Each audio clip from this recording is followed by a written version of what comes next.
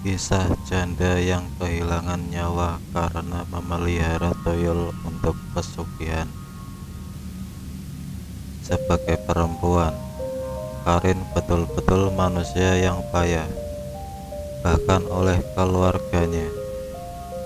Perempuan yang baru berumur paruh baya itu dikenal kerap melakukan hal yang berbau kesyirikan. Saat sedang dalam masa terpuruk lantaran terancam bercerai dengan suaminya, kini Karin makin menjadi-jadi melakoni perbuatan tersebut. Ia merasa bebas. Hal itu membuat Karin amat jauh dengan keluarga. Tak hanya dengan suaminya yang telah jelas-jelas menggugat cerai, Karin melalui pertimbangan yang entah mengapa terasa amat matang dan tak mungkin dipikirkan lagi kedua kalinya.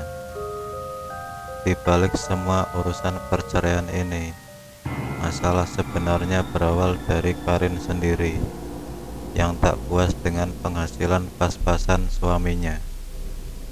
Uang berapapun yang didapat dari situ masih belum memuaskan gairah Karin yang meluap-luap. Dalam urusan harta, ia memang matre dan tak tahu apa itu bersyukur. Kamu jualan bertahun-tahun juga enggak nambah apa-apa kehidupanku, Mas. Karin pada suatu malam yang gerah mengomentari usaha sederhana sang suami yang berjualan pakaian di pasar. Dari hari ke hari konflik pasangan suami istri yang berawal dari kesulitan ekonomi itu kian memuncak. Kini karena hal itu, nasib pernikahannya dengan sang suami berada di ujung tanduk. Pada suatu malam, ketika keduanya terlibat dalam perdebatan yang cukup sengit, sang suami tak lagi bisa menahan diri. Ia keceplosan mengatakan sesuatu yang menjadi awal nasib buruk bagi kehidupan rumah tangganya. Kepada Karin, sang suami berkata kalau ia mau pisah saja.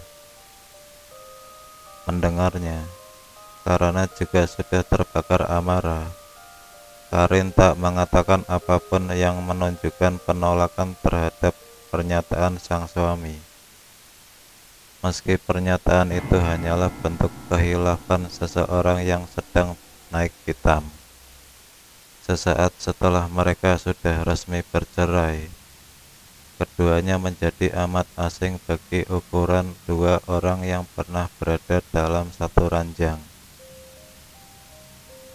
Karin dan sang suami menjadi dua orang yang seperti tak pernah bertemu sebelumnya, bahkan saling membenci. Di tengah keterpurukan itu, Karin sendiri berusaha mencari cara agar memuaskan hasratnya terhadap harta. Maka, lantaran tak sanggup lagi menerima keadaannya yang serba pas-pasan, perempuan itu mengambil jalan instan untuk menjadikan dirinya kaya raya. Ia memelihara tuyul. Setelah suaminya pergi dan rumah milik orang tuanya ditempati Karin sendiri, di gagang pintu rumah dan kusen jendela yang terbuat dari kayu, Karin memasang banyak kain kafan sebagai salah satu syarat ritual pesugihan ketika memelihara makhluk gaib itu. Lewat caranya yang jahat itu, benar saja, Karin menerima gelontoran uang gaib yang seperti tak ada habis-habisnya. Semua keluarganya, bahkan kedua orang tuanya sendiri, telah mengetahui tingkah laku jahat Karin itu. Di tengah kekayaan yang didapat oleh anak perempuan satu-satunya itu, mereka justru membiarkan Karin menjalani jalan hidup syiriknya sendirian. Tapi, ketika hari kian berlalu, meski telah menjadi perempuan kaya raya, Karin harus menerima tanggung jawab yang tak mudah lantaran memelihara tuyul untuk memperoleh uang. Setiap malam Jumat Kliwon, ia harus menyusuinya. Urusan itu tentu tak sesederhana menyusui seorang anak yang masih balita. Konon, ketika menyusui tuyul, seorang perempuan tak hanya kehilangan ASI, melainkan juga energi spiritual yang membuat seseorang bisa punya nyawa dan menjalani hidup. Dan benar saja, hal itu dialami oleh Karin.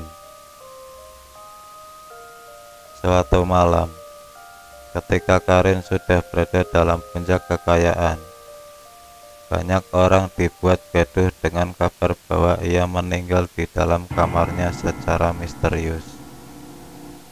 Malam itu adalah malam Jumat Kliwon.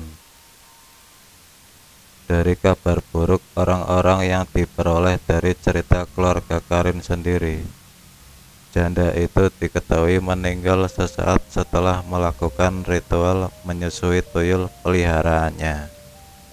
Ia kehilangan energi dan nyawanya karena kekayaan yang dikejar-kejar dari dulu.